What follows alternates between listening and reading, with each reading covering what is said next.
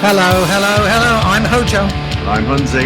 And welcome to this, the 35th episode of Hojo and Hunssy's Hard Rock House, the safe space for old rock gumbies, just like us, where I hope that you, Hunnsy, have been snorting whiskey and drinking cocaine, because you've just had your birthday, haven't you? I have. It was my birthday at the weekend. Yeah, Did you snort whiskey? No.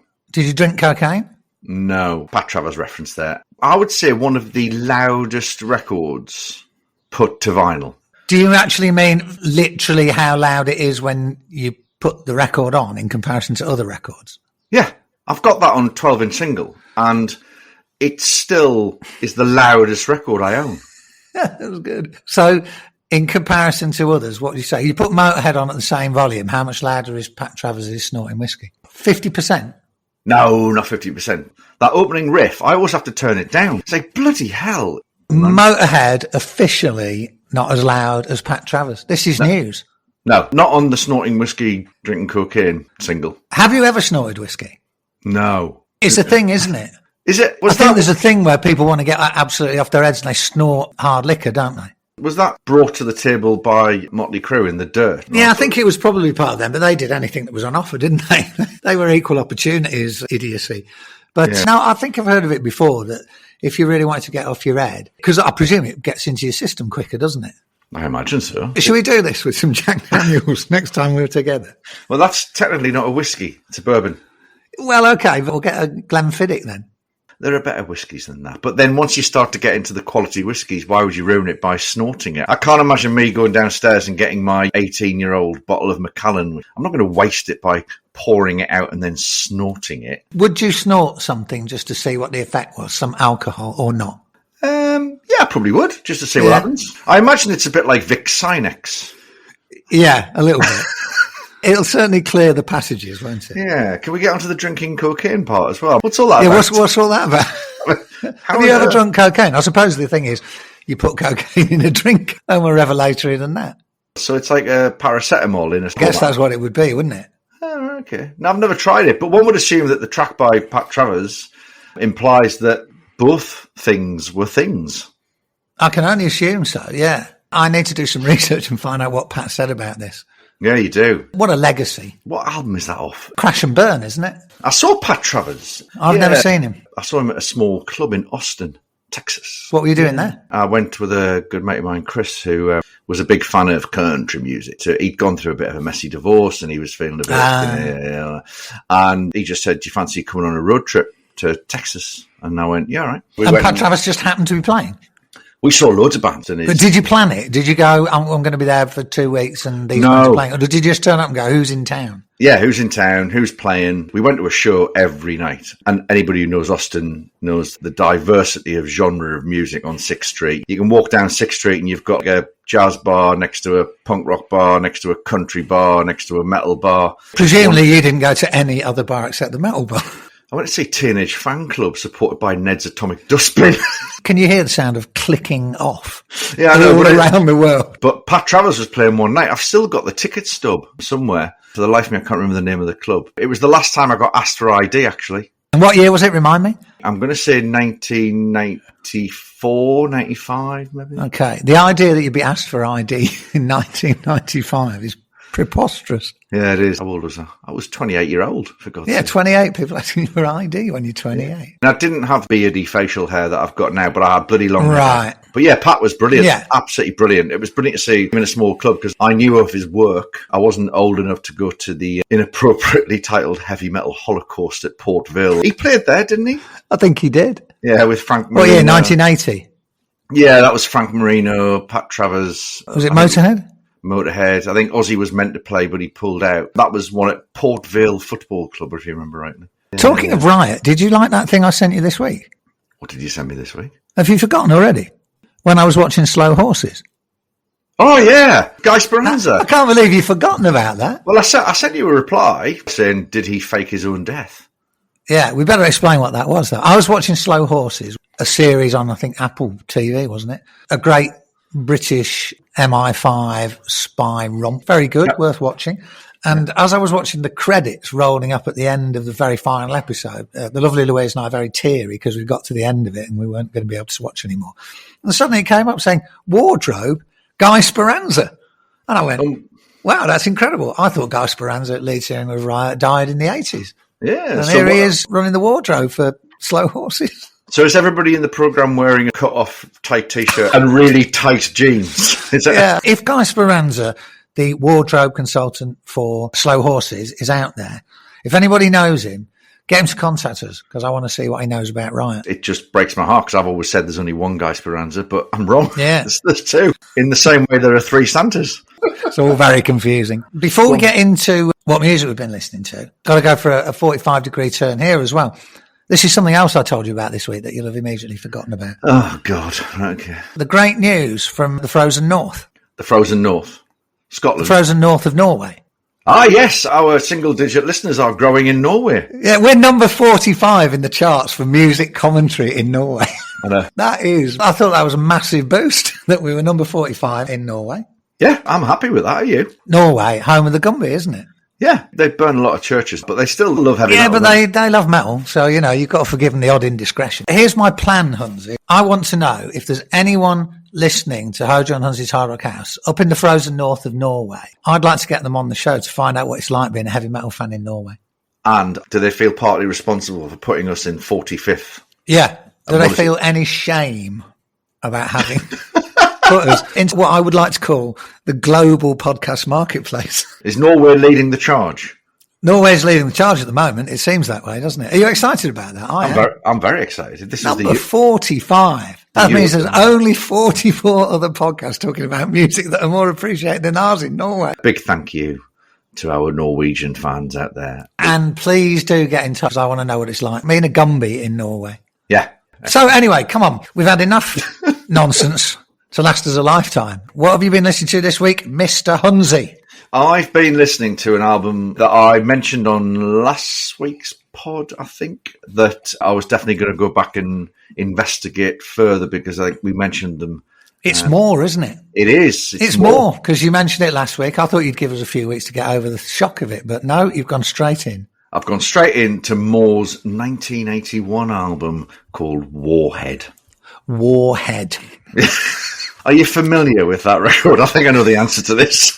To be fair, I'm more familiar with the sleeve than I am with the music, because when that record came out, they'd signed to Atlantic, hadn't they? Yeah, in the UK, yeah. So they had a proper deal. And I remember there were quite a lot of adverts out there. The sleeve was black with a gold loopy logo. Do you remember? Yeah, very Is iconic. that right? I would say almost similar to Stars. Yeah, okay, right. So yours bigging up the logo. But the thing was, at that time, I was still trying to make my way as a wannabe rock journalist, so I was doing my own fanzine. Of course, didn't have enough money to buy all the records, so I remember just going, well, I know the cover, but I can't afford the record, so I just never heard it. Yeah, Brilliant to think that's how life was back then. That just shows the power of good design, doesn't it? If you look at Battle Axe's Burn This Town album cover, right? Which is, would I ever look at that? That is one of the most iconic but awful covers of all time. Right. It's like a painting by a 4-year-old of a man on a motorbike with the backdrop of Sunderland, my hometown, on fire. I think I do remember seeing that somewhere. There's one detail you missed in the 4-year-old artist, though. What's that? The word blind. Oh, yeah. The blind 4-year-old artist. That might be another album that I'd go back and revisit. Battle Axe from my hometown, and I used to see them a lot. Did they inspire you to want to become a graphic artist with that album sleeve? Yes. I can fucking do better than that. Better than that, yeah. Do you think you have superseded it in your career or not? I think there's been moments where I have and moments where I haven't. There are plenty of album sleeves that I've done that are out there that just says designer unknown. Anyway, Moore. I don't think I've ever heard a record by Moore. Not even now. When you've got full access. Don't have to pay for it. Still haven't listened to it. Should we do this? It might get us into all sorts of trouble. I'm going on to my streaming platform and I am going to put Moore Warhead. Put Depression on. It's a good song. Okay, so it's got to be the song Depression. Oh, yes, I can see it. I'm going to give it a quick blast and somebody may sue us because we don't have the rights. Hang on. Here we go.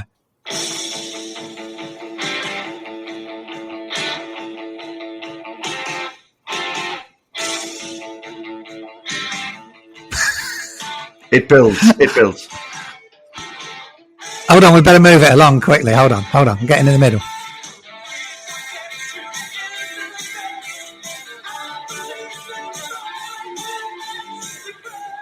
Right, I've had to stop there for fear of being sued. Depression. Yeah. Depression. I think I've got the idea already. Yeah. Okay, 1981. See, you throw me now. What was unusual was that they were signed to a major label, which not a lot of the British heavy metal bands at that time were they? It's like No, that's what was surprising about them, particularly because all the bands that had been signed had been written about extensively in the music papers, hadn't they? And more, nobody had written about them. I'd never heard of them. Nobody had ever heard of them. Exactly. So they managed to get a deal with Atlantic. They recorded 2 albums with Atlantic. Do you think the main man from More knew somebody at Atlantic? What, Paul Mario Day? Who was the hairy guitar player? Quite a big lad. Kenny Cox. Kenny Cox, that's who it was. I remember that. Paul Mario Day. Did you know he originally sung for one of the many early incarnations of Iron Maiden? Yes, I did know that. Yeah. They played at the Monsters of Rock Festival in Donington. The day that I was there. That you never watched? I never watched them, no. I was talking to Angry Anderson. Ah, yeah, you were. That song sounded terrible. Are you honestly trying to tell me that that's good? All I'm going to say about this record is that despite it being lumped in with that whole NWOBHM, which it was going to be because of the time, in 1981, they were British. That track that you played there, Depression, is probably the least NWOBHM out of all of them. Okay. But I would say that in parts that album is proto-thrash. That didn't sound very fast, that track. Because that's not the track that is proto-thrash. Which is the proto-thrasher. There's quite a few of them. I bet you James Hetfield's got this record. I think James Hetfield has got all terrible metal records out of Britain in 1981, hasn't he? I think that's in a special room. Yeah, in a special room that he can go and listen to where Mrs. Hetfield goes, "You go over there, James." Yeah, and he's probably got a more patch somewhere on his car. Oh, yeah. What do you think of this thing about 60-year-old men wearing silly patches on their jackets now? Well, there's only James Hetfield I can... No, there's loads of people now. A load of old thrashers are now doing this. They all wear Venom T-shirts, don't they? Yeah, do you like it? Would you be seen dead in a battle jacket, Hunnsy? Well, no, because I'm not fronting or playing in a heavy metal band. Okay, if you were playing in a heavy metal band, would you have a battle jacket? Yes. Really? Yes. Oh, my God. Of course you would. It's part of the theatre, isn't it? You lose your hair... You get a battle jacket on with patches. And you get a little bit fat. Yeah, a little bit fat. Yeah. I would definitely wear one. If I was originally in a heavy metal band back in the 80s, and I am still going now, which, by the way, More are still playing, and they've got a new album coming out this year. Did you know that? That's incredible. Can't believe they've not taken a sabbatical, though. There's been a 30-year sabbatical. They were active in 80 and 82. They popped back in 1985. Are you looking at their Wikipedia entry? Yeah, they came back in 1998 for a little bit of a dalliance, and then they came back in 2011 till present day. Well, that's still a good stint, though, isn't it? 2011 till present day, that's 14 years. Yeah. Who's in the band? Is it any original people? Is Kenny Cox around? The latest lineup is Mike Freeland, Peter Welch, Baz Nichols, and Steve Ricks. I'm saying I'm not going to say that. If Paul Mario Day and Kenny Cox aren't involved, what's the point? Once it got to the millennium, Kenny Cox waved goodbye. What's the name of that producer? He's got the weird surname. Chris Sangarides? Yeah, he was in them. He played guitar. Did he? When they got back together in 2011, right? I can never pronounce his surname. Pronounce it again. Sangarides? Chris Sangarides? Yeah, he was in them up until 2018. Brilliant. So maybe he was just doing that in his dotage, thought, this is fun. I'll play in a band. I'll wear a battle jacket. Okay, so we've let you off the battle jacket thing because we got sidetracked. But what I don't understand, Hunnsy, it seems false metal to me. You said if I were in a band, I'd wear it. Because you're not in a band, you don't wear it. I think if you're into the battle jacket because you're heavy metal, then you're into the battle jacket, aren't you? Whether you're wearing it on stage is immaterial. Imagine if I said to my wife, I've got a new jacket. This is what I'm saying. James Hetfield must have said to Mrs. Hetfield, or girlfriend or whatever, darling, I've got a new jacket. Yeah, but he only wears it on stage, doesn't he? But why is that acceptable? He doesn't wear it when they go to Pizza Hut, does he? I bet he does. James, are you listening? Would you like to come on the show to discuss battle jackets? I do like his battle jackets, though. I think they're shit. Oh, right, okay. I wouldn't be caught dead in one of those. Well, he's definitely not coming on now. But going back to you, Kenny Cox died in 2022. Oh, no. So he did slip off his mortal coil. But going back to the album. Warhead. There's a lot of... You just said Warhead. Warhead. Warhead. I'd like an album called Warhead. There's a lot of proto thrash on there. Are you familiar with the band Clutch? I do know the name. I don't know the music. I would say that Clutch have definitely been influenced by a lot of the riffage on this record. The production on the album, you can tell they were on a major. If you listen to this album and put it alongside all that NWOBHM stuff, like Battle Axe, Burn This Town, that clearly wasn't on a major, the production is way superior. Really? It sounded absolutely terrible from that bit that I was listening to there, but that might be just because it was on my computer. It was on your computer. It didn't do it any favours. It's a pretty good record, Warhead. Pretty good or really good? Pretty good. It's pretty good. Is it more enjoyable from a nostalgia point of view? If this record came out today and I heard it, I'd go, this is fantastic. Yeah, it's more nostalgic. I think if you are still a lover of Witchfind, Samson, that NWOBHM type sound, you should go and listen to this record. Okay. Where did you listen to it? Did you listen to it in the car or at home? Or I listened to it in the car, very loud. Cirque du Soleil, where you were this week? Yeah, I went to see Cirque du Soleil in my battle jacket. Yeah, I think if you're proper metal, you should go to Cirque du Soleil in your battle jacket. And fuck what the missus says. We were in a box. It was lovely. We were drinking Prosecco and everything. It was all very restrained. I didn't wear a battle jacket. Okay, so as a man who is still not 60, I do still wear a denim jacket. And on that denim jacket, I do proudly wear a UFO badge. It doesn't count, does it, really? If you're going to criticise people for wearing denim jackets with praying mantis patches on it, right? Yeah. I'm amazed you're not having a go at me for wearing a denim jacket with just a subtle UFO badge. Well, no, but that's the point, isn't it? I think at our age, subtlety is all the thing, isn't it? You don't want to look like a 14-year-old, but you are allowed to show your affinity for rock music. So I think a little badge, very discreet, is perfectly okay. People can call me a traitor to metal, and I'm sure they will. I've been called a lot worse than that. So, okay, you've listened to it for nostalgia. It's called Warhead. Sad to hear that Kenny Cox is no longer with us. Pleased to hear they're still going. I won't be going to see them, battle jacket or otherwise, but maybe you would if they come to the Bedford area. Yeah, I would definitely go and see them. Shall I tell you what I've been listening to? You talked about the fact that in 1981, Moore's album was well produced. I'm going to raise you. An album that came out 3 years earlier in 1978. Yeah. If we're thinking about quality of production, the album I've been listening to, Hunnsy, is Infinity by a little known band called Journey. When you were talking about it's pretty good quality recording. And then I thought, when I was pounding out the miles in the gym this morning and I had the Infinity album on my headphones with Roy Thomas Baker's production, I didn't think I was going to have to go, it's just a little bit better than Moore's Warhead production. The Infinity album was a very important album for them, wasn't it? You know why. It was the first with Steve Perry, wasn't it? There you go. First one with Steve Perry. The story of Journey, for those who don't know, I mean, good Lord, there may be some people out there who don't know. They had been a pretty successful jazz rock, hard rock fusion type thing out of San Francisco for their first 3 albums. And then clearly somebody was going, do you know what, guys? Your album Next from 1977 has peaked at number 85 on the US Billboard charts. And I think if you don't pull your Journey-like fingers out and give us something that's going to go top 30, you might be finding yourselves without a label. The story goes that their manager was a guy called Herbie Herbert, went, we need to get a singer in who can really put some sheen and some gloss on our music. And Steve Perry's tape came across his desk, and then quite a tricky sell, I imagine, of talking to the Journey boys, who were traditionally a bit muso-y, weren't they? Neil Schon, Greg Rowley, all those people, and telling them that really what they needed to do was get more of a high-pitched Sam Cooke type rock singer, Sam Cooke being the classic soul singer, a guy who was going to be able to put their songs into a format that the radio would love and that the radio would cherish and play.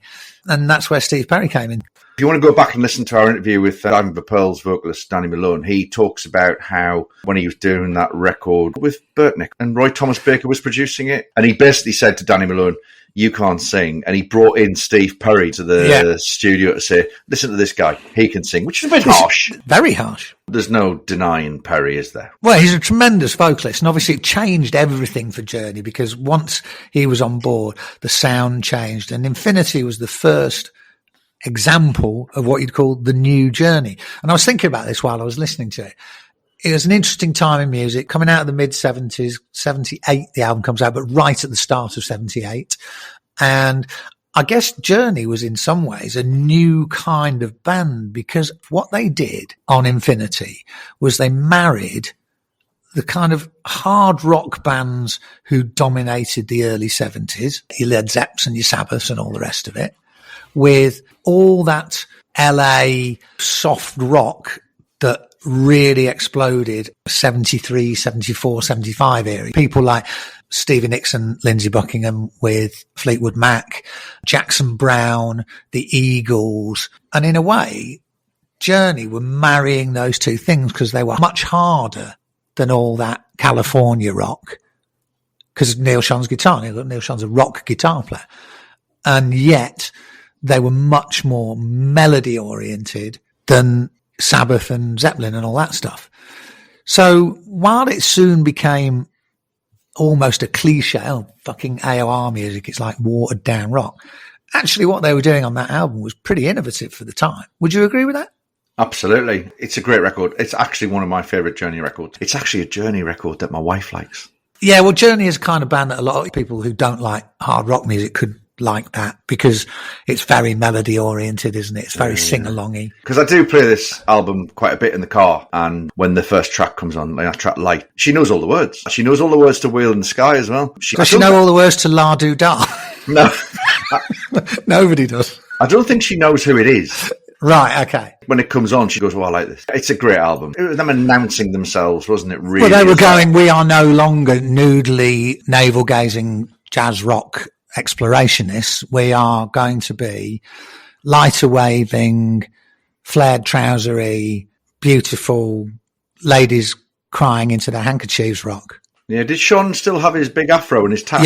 Yeah, the isfro. It was a brilliant hairdo, wasn't it? Absolutely. When I was young, and even now, to be fair, I've always wished that I had the ability to grow the old isfro. And I also like the fact he had a great big San Francisco approved handlebar moustache, didn't he, at that time? Yeah. And it always looked to me like, he'd do his gig and he'd rock out, and then he'd come into the dressing room and he could put his two hands on the side of the moustache and lift the whole thing off, because it was all just a great big wig. And he could put it in the flight case ready for tomorrow night. It's brilliant if he actually did that. The handlebars of the moustache were like the handlebars of the wig. But I always wanted to look like Neil Sean then. I thought he was cool. Yeah, he was. And Lights is a total lighters in the air anthem. But do you remember the solo that he peels off in that? Are you going to play it? Oh, man. No, I don't do that because he only will sue us. But it's a brilliant solo. It's cool as hell. Yeah. The whole album's brilliant, though, isn't it? Anytime. Do you think you and I could do a harmony rendition of Anytime Like It Starts? Do you remember? Go on, remind me. Ooh, anytime that you want me. You've got to do it in harmony now, though. Very much classic Journey album. Obviously, everybody talks about Escape, don't they? Everybody talks about Don't Stop Believing, and it's great and all the rest of it, but you've got a bit of bias fatigue, haven't you, with that? Yeah. Stop playing that fucking song now. But you never hear any of the tracks off this album played. No. Never. No, and Wheel in the Sky, Lights, Anytime, brilliant. If you like I was last week, if you're in the mood for skull-pounding fucking hostile metal, don't go to this record. That won't work. But it's a brilliant album. Do you use Lights as a track to soften the territory with Mother Johnson? When the lights go down in the city. Obviously, that pleases me because it says City, so I think of Manchester City, my football team. Yeah. I don't think, though, that would seduce Mother Johnson. I don't think that would do it for her. What does seduce Mother Johnson? That's a good question. Is she a hard territory to soften? Yeah, I'll tell you what, that speaks wonders for my marriage, doesn't it? I think she'd like Elvis Costello and Burt Bacharach. That's what she would like to be seduced to. All the years I've known her, she quite likes this dirty look. That's that's a look. It's not the music. She always said about Zodiac Mimor, he should be scrubbed and sent to her room. But she would go, there is one stipulation, Zode, no music. Just scrub yourself down. Only a little bit, though. Right, okay. And brought to my room. I think we've had enough for one day, don't you? I think we can't go any further down that rabbit hole. I could get myself into all sorts of trouble. Well, 2 interesting album choices, not remotely the same. But that's the beauty of the show, isn't it? That's the beauty. I think that might be the first, what you might call AOR album you've brought to the table. Probably is, yeah. I'm not anti-AOR per se. I just think there's a lot of garbage in AOR. But the great stuff is great.